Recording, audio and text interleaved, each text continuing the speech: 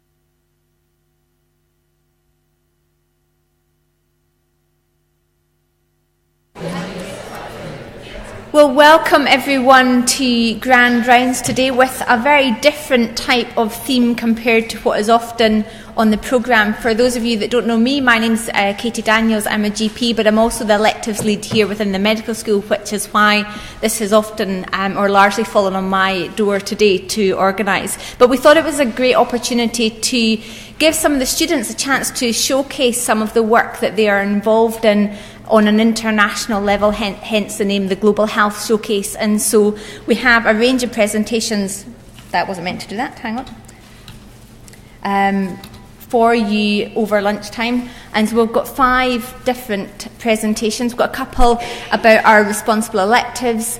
We've got another elective that happened out in Palestine that was very different from probably many of the average electives that take place. The Global Health Challenge, we've actually got students from other schools here to share about what's been going on with that. And then also Rebecca and an International Health BMSc project. And I suspect that will probably fill all the time that we're going to have, but if not, we do have other things up our sleeve. Okay. So for those of you that haven't heard of the Responsible Elective Programme, the university in terms of the medical school has 2 partner sites, one in Zambia at St Francis's Mission Hospital out in Katete, and also in Koma Hospital in Malawi.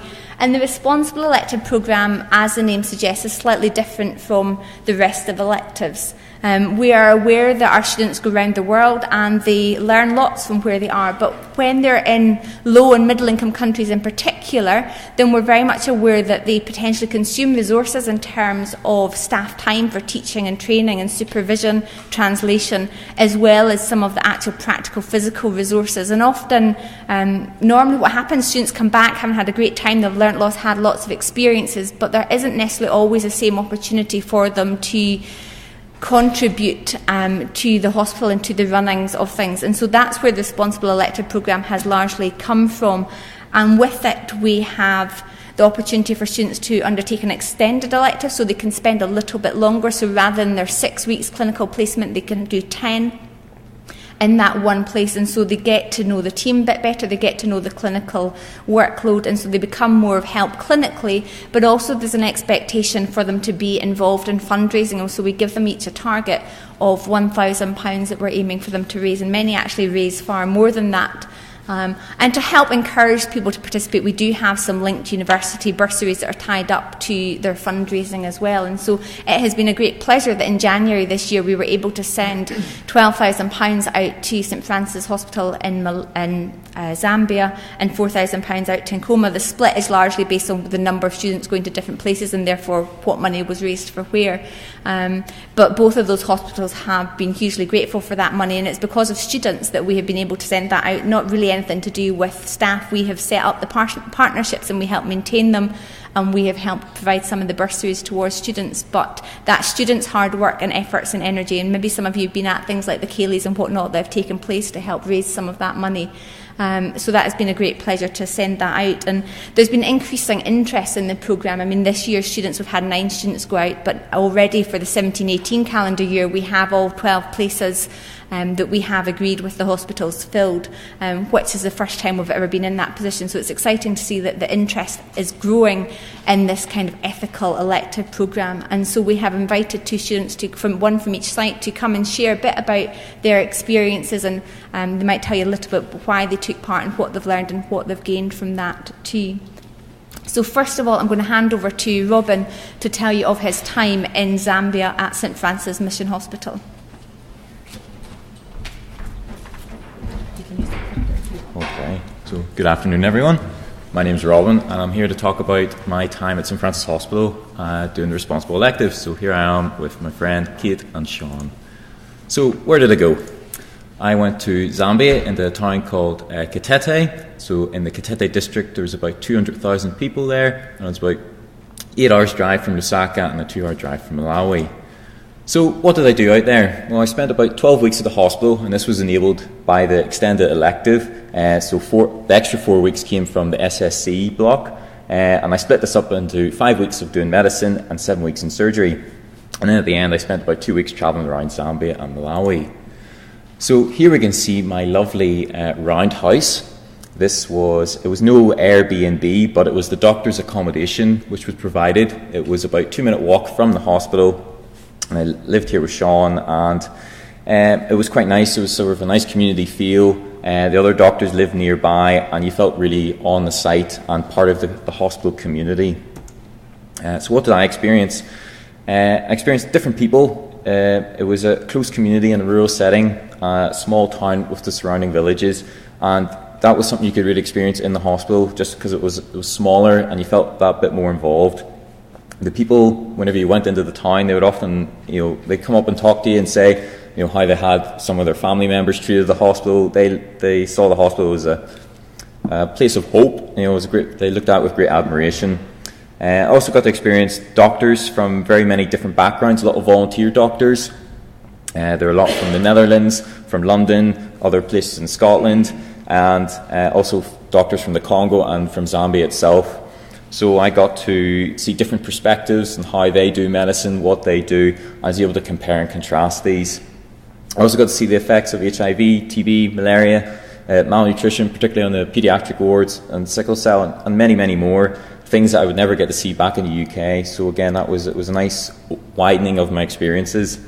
And I also got to experience being part of the surgeries and the medical treatment. And it made me feel a lot more involved. And rather than just being a bystander watching, I was able to get involved and take part. So here's just some of the kids in the surrounding villages. They're always very keen and interested, and they're just playing bandits. So it's not just the hospital experience; it's the outside of the experience as well. So what did I learn? I got the experience how to fix broken arms. It was mango season at the time, so there were lots of children falling out of mango trees. I learned how to suture up wounds. The doctors there, they were very helpful, a lot of volunteer doctors. Learned how to take out foreign bodies, so I was taking out thorns out of feet. Even took an LED out of a kid's ear, which was quite surprising in the area. And I learned how much you can actually do with little resources. The doctors, they all had little tricks. You can do a lot with a cannula. They would use pliers, twist it, so you've got a hook, take things out of the ears. They can use it for lots of things. And I got to experience a lot of clinical signs. I've always wondered, people talk about spleens, and I'm like, the spleen, you probably never feel it, but whenever you go out there, you'll feel lots of spleens. And I was able just to see how similar certain aspects of medicine are, but then again, how different medicine can be. So here's this is one of the x-rays that I took part in. So this person had come in, fallen from a mango tree, and then I was able to do the manipulation under anaesthesia and put the plaster around them. So just showcasing some of my handiwork. And then again, you can see some of the clinical signs here. This lady had just left it for so long. They don't often come. It's quite unfortunate, but she didn't have any problems with it. So what did I think, and what did I think at the time? What do I think now? So I left for Zambia with excitement and a great amount of trepidation. I'd never been to Africa before. I didn't know what to expect. And whenever I first arrived, it was a hot place. It was dry. I was being stared at and pointed at, and I was thirsty all the time. I didn't know. It was quite a vulnerable experience. But then after the initial adjustment to the culture, I sort of accepted how things were. I was able to get stuck in, and I think it was quite nice being at St. Francis with the other volunteer doctors there and the other students being there. It felt like a nice community feel, and it felt quite inclusive, and that allowed me to get really involved and get a good experience from it. So here's just some of the pictures. Some of the Zambian students learning how to suture. There's some of the scrubs. Don't complain about NHS scrubs. Then here's just a picture, us traveling around Malawi. Just a nice picture there. Then, so this is type 2 fun. It's not fun at the time, but whenever you look back at it, you can see that was actually quite good fun. And then I'd recommend going to McDonald's in Malawi. And this is just me coming back. But thank you very much for listening. If you've got any questions.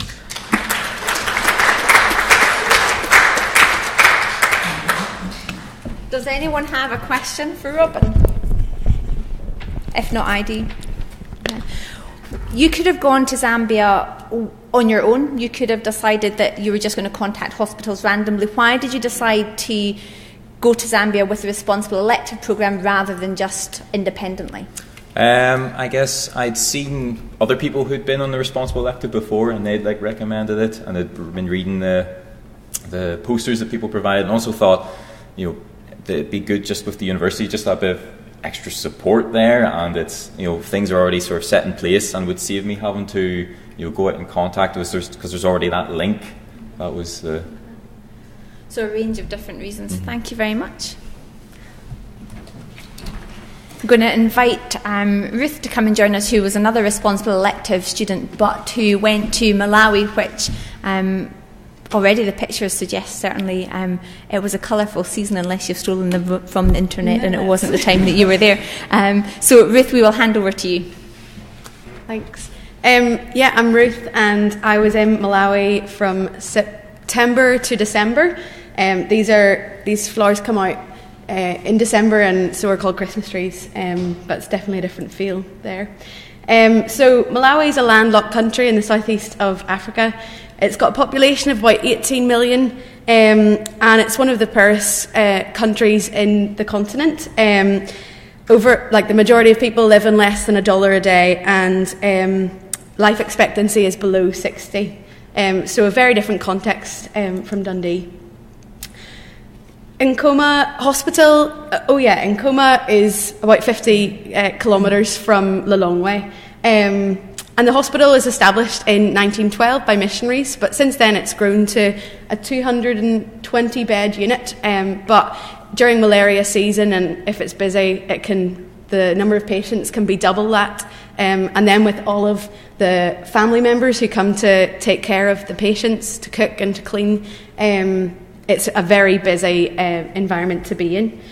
I spent my first 4 weeks in the maternity department. It's quite a simple delivery suite. There are 6 cubicles, but even though it's small, it's a quick turnaround of patients. So I had lots of opportunities to get involved in delivering lots of babies. One of my skills that I gained was learning how to wrap a baby up in a chichenje, which sounds simple but is more difficult than you think. Look, if you aim for a burrito, that's the technique that worked for me. And then I also got to assist in more complicated deliveries, so C-sections and Ventouse deliveries, which I really enjoyed. And then the rest of my time I spent in the surgical department, so I really enjoyed being part of the team there. I like being involved in the management of patients. So I got to assess patients in clinic beforehand and look at the clinical signs, which are really obvious in patients who've been leaving their conditions for a long time, and then decide what surgeries are appropriate. And then getting to be part of the ward rounds and manage patients post-operatively. That was really challenging, but I really enjoyed it. And then there was also lots of other opportunities to observe and to be a part of. So the top photo over there is when we went to outreach clinics in rural villages, and we provided childhood vaccinations, contraception, antenatal planning, and cervical cancer screening. So that was really cool to see the way healthcare adapts to provide for the population and what they need. And this bottom picture is a photo with Maria, the local traditional healer, who we went and spoke to, and we got her perspective of the hospital, of healthcare, and it was really interesting to observe the tension between the traditional practices and the hospital. So that was a really different perspective. And I also went to surgery as well, and I got to do some simple procedures like biopsies, and then also help in more major operations. The main one that they do there are like hernias and prostatectomies and hysterectomies. So Nkoma as a whole was a great place for me to go on my elective. The hospital were really friendly and very flexible, so I could, if there was a learning opportunity that I thought I want to make the most of, then they were able to arrange that, and they were really accommodating.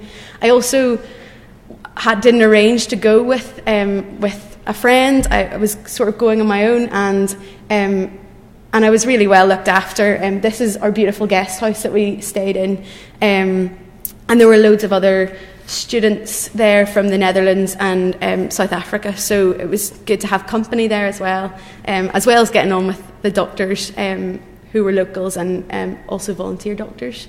And it was great to be part of the village life as well. It's quite a small traditional village. They have a great Saturday morning market with lots of mangoes, mostly mangoes, but and then it's also great to get involved in like the church services and getting to know the local community. And I felt being there for a longer time meant that I could sort of integrate more into life there. And then Malawi as a whole country was just a great place to get to explore at the weekends and for my holiday at the end. It is incredible landscape. There's mountains to hike in. You've got Lake Malawi to go and do stand-up paddling or just swim. It was great. It's not too difficult to get around in. You can get a local minibus. I think that's what Robin's photo was from, and you're guaranteed to meet some colourful characters. But the people as a whole are really pleased to meet you and really friendly, and I felt really safe, so that was quite a big part of going on my elective as well. So if you have any more questions, feel free to fire them. Thank you.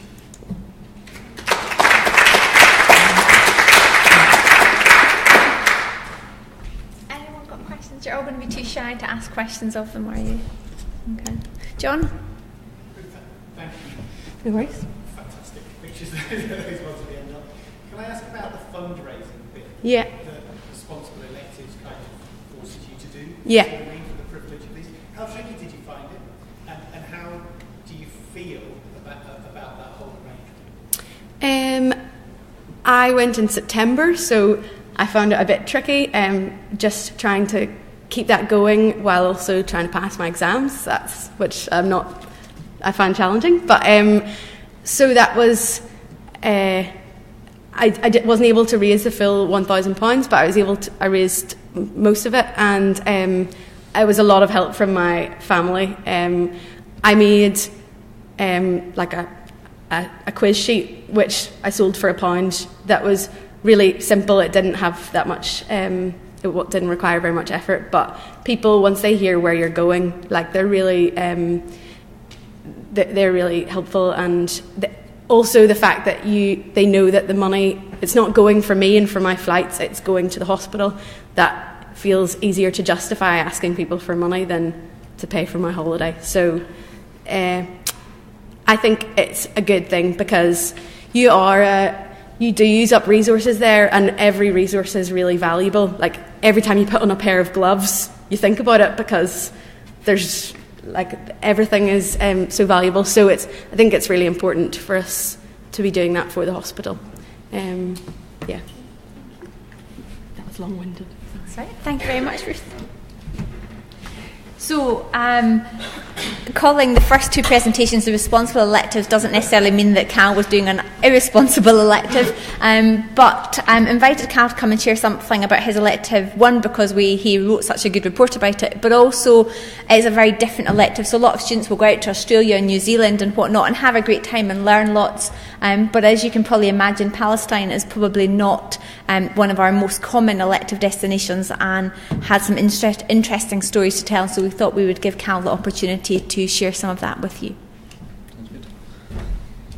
Hi there, my name's Cal, and I'll be talking about my elective in the occupied Palestinian territories.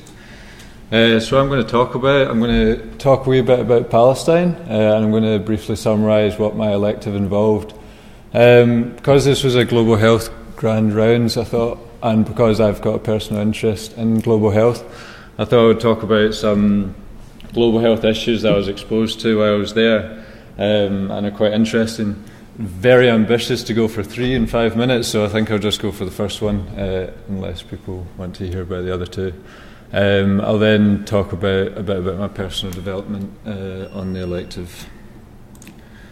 So a bit about the country. The occupied Palestinian territories consists of the West Bank and the Gaza Strip, as shown in the picture there, with a cumulative population of 4 million. It's a lower middle income country, which is quite low for the region. It's only higher than Syria and Yemen and Egypt, which have all had their political instability over the years as well. It's got a life expectancy of 73, which is actually quite high for its income bracket, and of political significance, and which impacts the health system quite significantly, is that it's been under Israeli occupation since 1967 and has been the location of multiple conflicts over the last 70 or so years. So a wee bit about my elective. So I decided to do it in 2 hospitals because I've got an interest in global health. I wanted to see the difference between a government-run hospital and an NGO-run hospital, so that's like one funded by a charity. So that was 5 weeks in a paediatric hospital and 1 week in a general hospital, both of which were in Bethlehem, which is marked by the wee star there. So the global health challenge that I want to talk about is the prevalence of congenital abnormalities in Palestine. Palestine has actually been surprisingly spared some of the kind of biggest global health challenges globally, so like HIV and malaria and things like that, although HIV is on the rise. But one thing that it does have a problem with is the prevalence of congenital abnormalities. To put it into a global context, worldwide, congenital abnormalities are responsible for 11% of neonatal deaths. This disproportionately affects Arab countries with a prevalence of between 10 and 45%. So the UK, for example, is around 2%. India's 4%, and Paraguay, which is a similar kind of income bracket, is 5.5%, so it's significantly higher.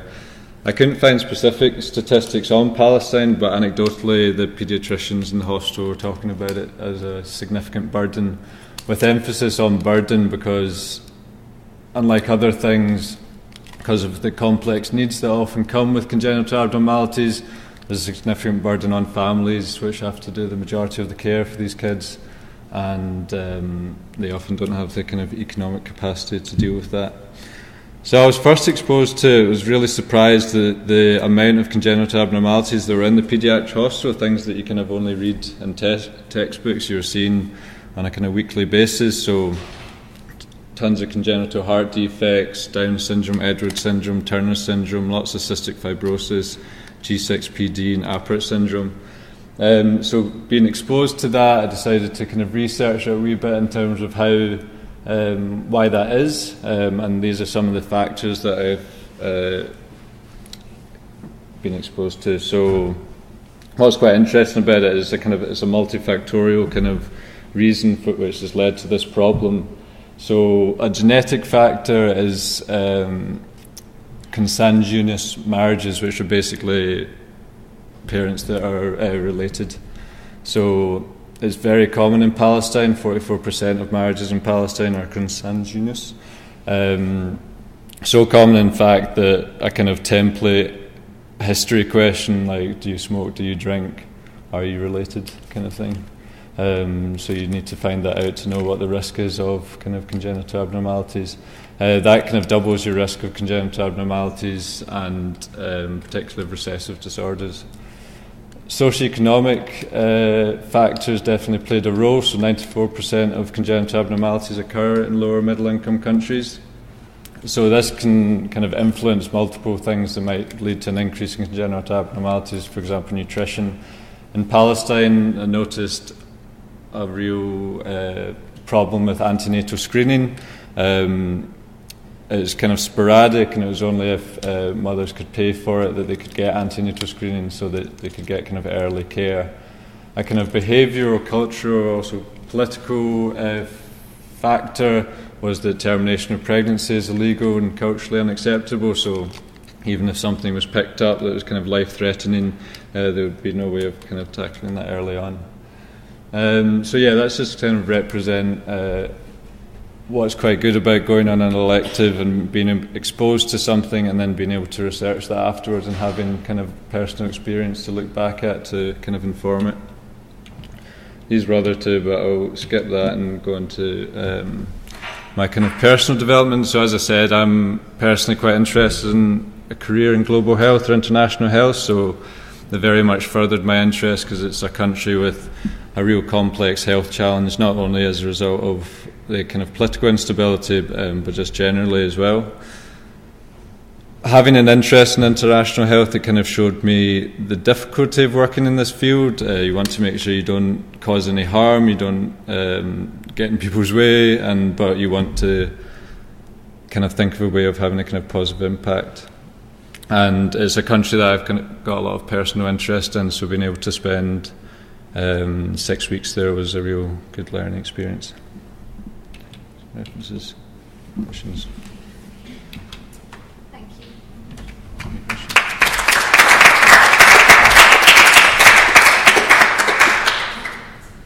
Any questions? Neil? Well, I was just wondering, well done, it was a very interesting talk, thank you very much, but I was just wondering about setting up your elective, because obviously I presume there were some challenges perhaps in doing that. If you could say a little bit about that. Yeah, so I think we were the first people to go to Palestine. It was 2 of us.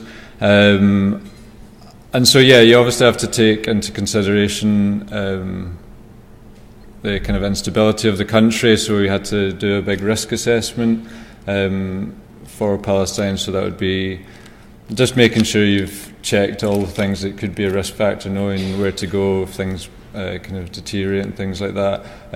Just knowing the country a wee bit better, because knowing kind of the inside scoop of like people that have travelled there before, or I actually went there before to kind of see what it was like in terms of how easy it is to get into the country and things like that, was really useful, because it's those kind of little details about like what to do and what not to do is very helpful. But to be fair, it was actually surprisingly easy once you're there. It's not as bad as maybe the news suggests. Yeah. Thank you. Cheers. Yes, we made him jump through a few more hoops and just check things probably a bit more than the average elective student did before we signed off on that trip, but it has always been a very positive one. And so we're going to change tack slightly and going to have some students share a bit about their experience of the Global Health Challenge. Some of you might have been aware of this taking place at the end of last year, because it was a venture that was being done for the first time and involving all 9 schools across the university. And so there were a few medical students involved, although the group presenting today doesn't have a medical student in it. But it was an exciting opportunity for us to look cross schools as to innovative ways to potentially address local global health issues. So we often think global health, we think international, whereas the reality is there's global health challenges that are happening here in Dundee. And so groups of students were set up and linked with local organisations and to look at exploring some of the local challenges. And so we have one of those groups with us today, Open Ears. We've got Alice, Simran, Charlie and Emma, who are going to just share a little bit about their experience with it, and I think probably just leave it to yourselves to say what you want to say, and we might well have questions, because actually this is something that is going to be run again, and so we're expecting probably come the autumn time then a similar venture is going to be launched again, and the opportunity for you as students potentially to get involved if it's of interest to you. So, Open Ears.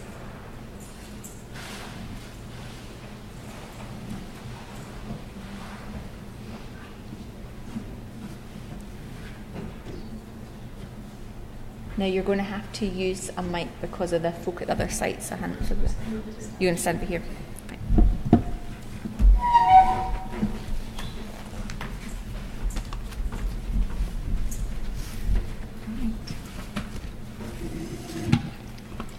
Hello, we are Open Ears. I'm Charlie. I'm a second year anatomical sciences student. I'm Simran and I'm from the biomedical sciences and I'm in second year. I'm Alice, I'm a third year interaction designer. And I'm Emma, I'm a third year adult nursing student.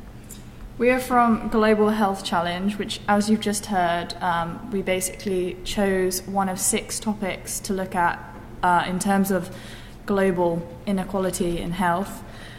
During our first meetup, we got to experience all 6 of these, and then individually we all chose which one we wanted to conduct for the remaining 5 weeks. We all chose hearing impairment, and for the next 5 weeks we looked at solutions to address the issues. 6 में से 1 लोग ऐसे रहते हैं. Did you understand what we just said? Would it help if we wrote it down for you? What about now? Can you understand us yet? Let me write it down for you is one of the most common first reactions to interacting with people who are hard of hearing. Unfortunately, what most people don't understand is that British Sign Language is a language in its own right, and people who speak it often don't understand English. So you're not often expected to understand Hindi, so I expect someone who speaks BSL to understand English. 1 in 6 people will experience some form of hearing loss in their lifetime. This can make simple, everyday activities extremely difficult and stressful. Over the 5-week period we spent, it became increasingly obvious that we all need to learn how to communicate better with these people. The way we decided to address the issue was through awareness.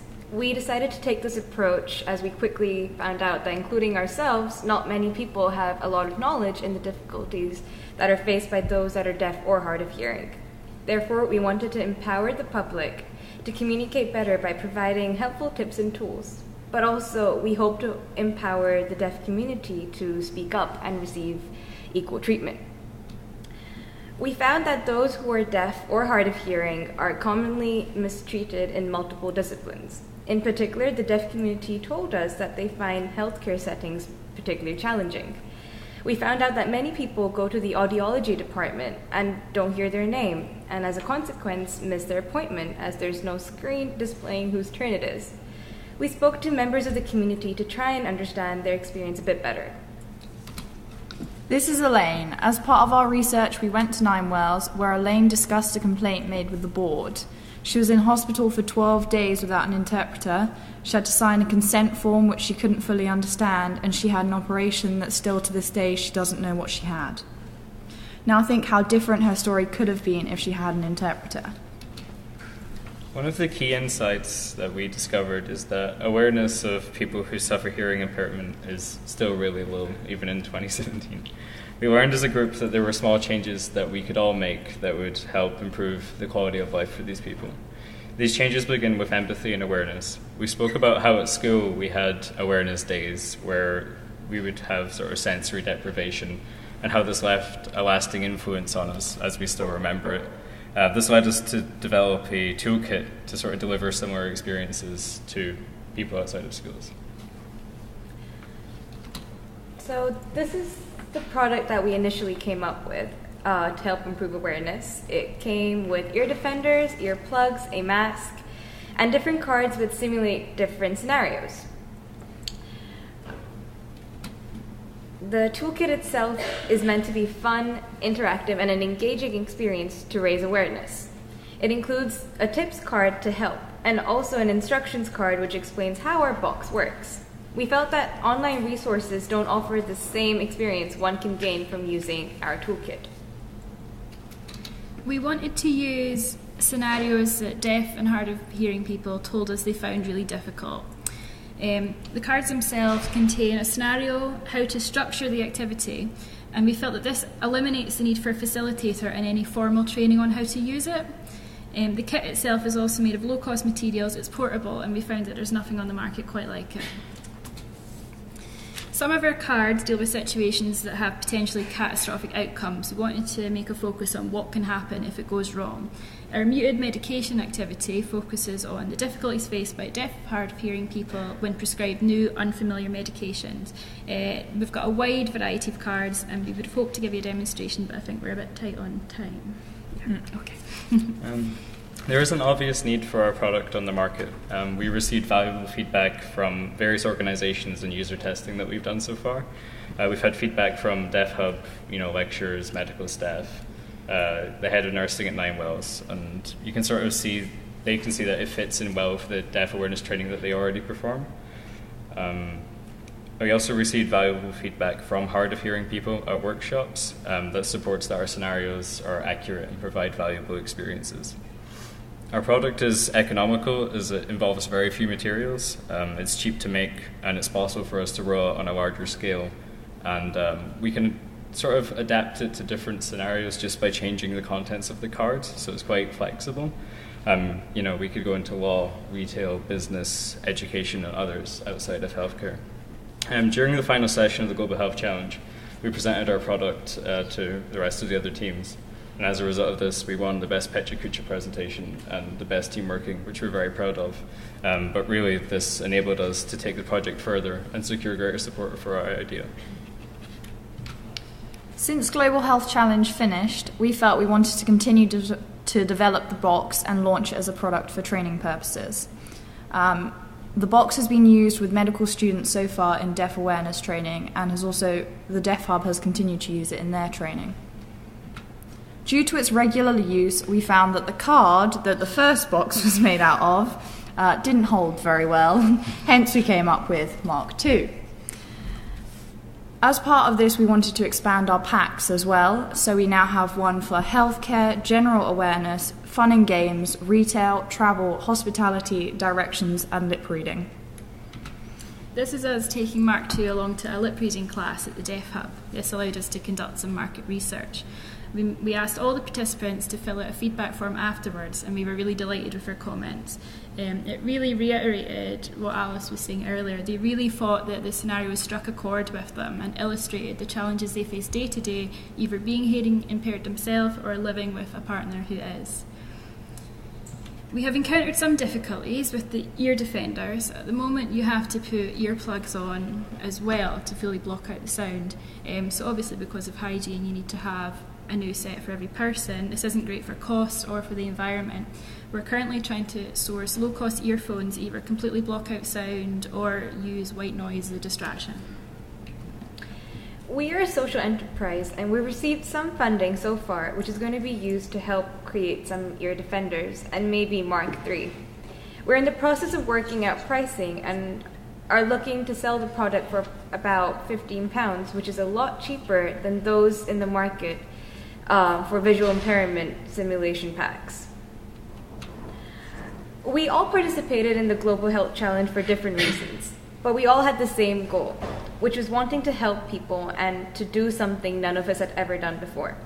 This is a truly eye-opening experience, and I think it's safe to say that we all loved participating in the challenge and felt it was highly rewarding.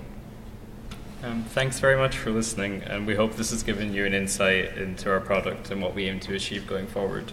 If you want to give our product a go, the prototype will be available after the presentations, but we'll also be running workshops in the near future. A special thank you to DeafLinks for all their support during the process. Once again, we are open ears. Any questions?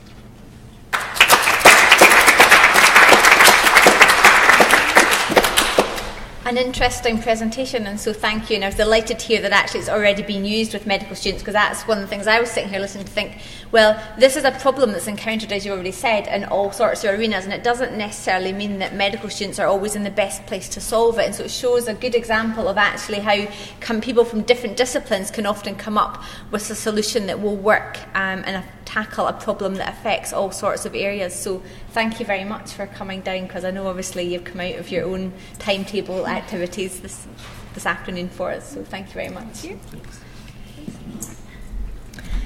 And last but not least, invite Rebecca to come and join us and to share a little bit about her project that she was doing as part of her International Health BMSc, and she'll not whiz through so we won't understand it, but obviously just to try and make sure that folk get on to things. And I think one of the things we're going to do is congratulate Rebecca, because actually this project has won an ophthalmology prize, and so congratulations to you for that. Hi, I'm Rebecca. So I was one of the international health students that did the BMSc last year, and for this I went to Malawi for 6 weeks to do a project on a novel ophthalmoscope called the ArcLight device. The reason I chose to do this project, I was fascinated by the potential impact the device could have on global eye health care. It's estimated that there are 285 million people worldwide who are visually impaired, but 80% of this is either preventable or curable. Furthermore, though, 90% of this is found in lower and middle income countries where there's a lack of diagnostic eye equipment. The direct ophthalmoscope is key for screening for retinal eye diseases, but due to its high cost and difficulties in maintaining in a functionally effective state with both bulbs and batteries, there's a barrier to its provision. So one of the goals of Vision 2020 is to increase the affordability of new evidence-based devices. So the ArcLight device is being created. It's a low-cost alternative to the traditional ophthalmoscope. It costs around $7.50 when bought in bulk, but traditional devices can range from $300 right up to $600. The computer-aided design software allows for cheaper 3D printing of the device and quicker next iterations and designs. Due to the slim design of the ArcLight, it means that the examiner can get closer to the plane of the patient's pupil, and that allows for a more stable view. But additionally, it doesn't use any reflective surfaces, so there's less chance to get any scratches or collecting of dust, which would impede the view. But what's so revolutionary about the device is that it uses an LED bulb, which rarely, if ever, needs replaced, and uses solar panel charging, but does additionally have USB charging if necessary. So the ArcLight, it made the news due to many of its potential benefits, but this needed to be evaluated before it could be distributed and marketed on a wider scale.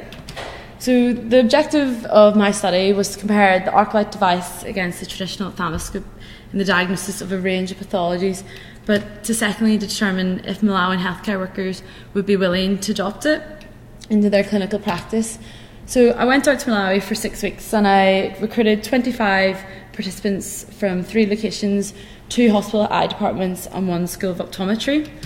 All the participants, they could do direct ophthalmoscopy, and many of them were already familiar with the ArcLight. So each participant examined 12 slides in a model teaching head, and a randomised crossover design was used. So 12 of the participants used the ArcLight first and then the traditional device, and the other 13 the converse. So in total, each participant examined 24 slides. There was 4 measurements recorded per slide. This was the clinical features identified, the correct diagnosis, and a subjective ease of use score, and the time taken to reach the diagnosis. And after this then, the participants participated in semi-structured interviews on their opinion of the device. So for the quantitative results, the ArcLight is the green bar on the left and the traditional device the orange on the right. Participants with the ArcLight were able to identify more clinical features, get more correct diagnoses, do this in a quicker time, and additionally gave the ArcLight better ease of use scores. So I worked out if this was statistically significant or not, and taking a p-value of less than 0.05, this was found to be for everything bar the time taken.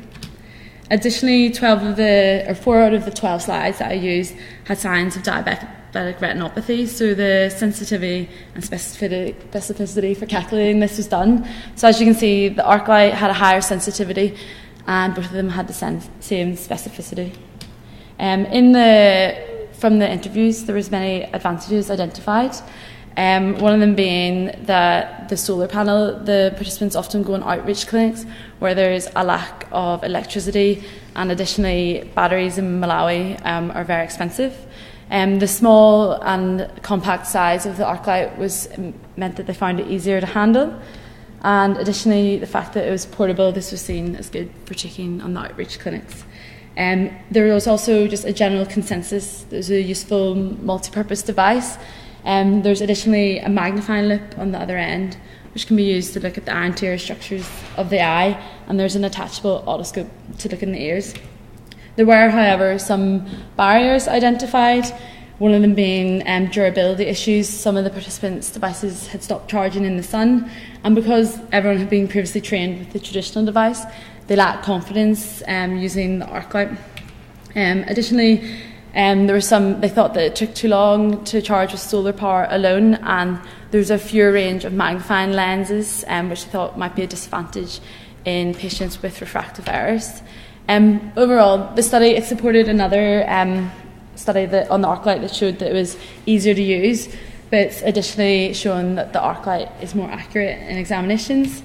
There were limitations to the study, the fact that I had to use a model teaching head instead of using real patients. The participants, they couldn't be blinded to the device they were used, and the fact that they'd all been previously trained with the direct ophthalmoscope.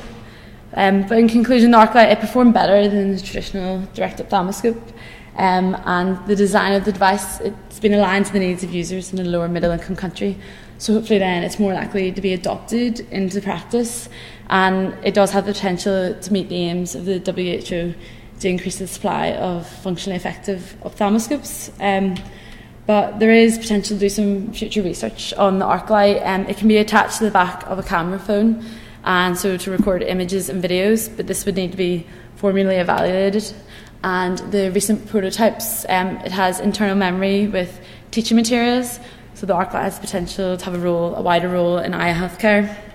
But just finally, a social enterprise business has been set up, and this means that the ArcLight has been sold for £48 to students in the UK, and the profits from that will then drive future development, distribution and teaching of materials. So that means that for every one ArcLight bought in the UK, then this can afford or pay for 2 ArcLights to be given to students in a lower middle income country. So thank you.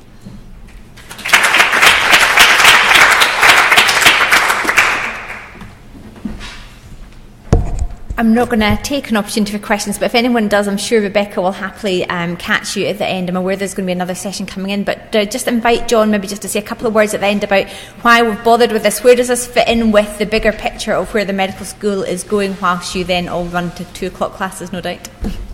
Okay, I'll be quick. Thank you very much, Katie. Thank you to all the presenters in particular. So I'm John Dowell. I'm head of the undergraduate medical school. I recognise some of you from the Global Health Challenge because I was part of that buzz as well, which was a really great event. Dundee's been on an interesting journey with global health. Neil Merrilees and I started with Medicine in Malawi partnership rather longer ago than I care to remember, probably 10 to 12 years. Fascinating to see how it's broadened and grown, but what a really impressive series of presentations.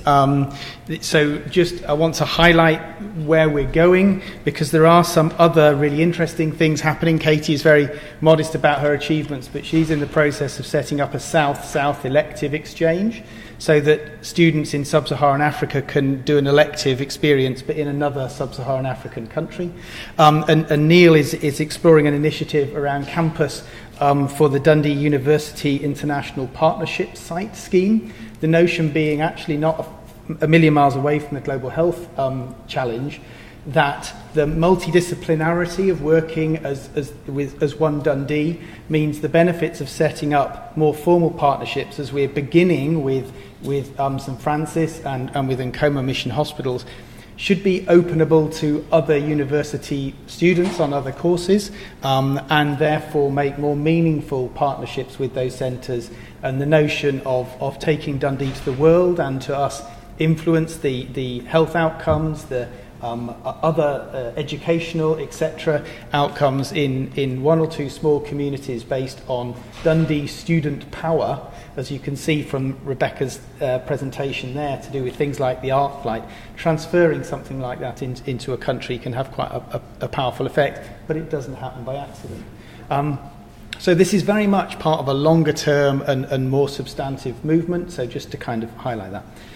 Finally then, I just wanted to say a big and final thank you to Robin, Ruth, Cal, and to Alice, Charlie, Emma, Zimran and Rebecca for entertaining us. Thank you very much, everybody. Time to split.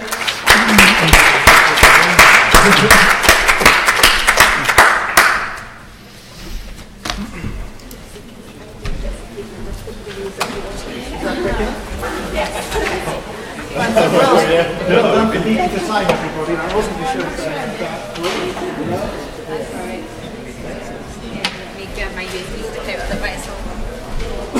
Thanks very much. That was really fantastic. Good, and you are? My name's Hugh. Nice to meet you. I'm on the ICU respiratory registrar. Okay. And you're part of the medical school? Yeah, so clinically I'm a GP, but I'm the electives lead and a clinical teacher with TCGP. So yeah, I kind of head up all the electives.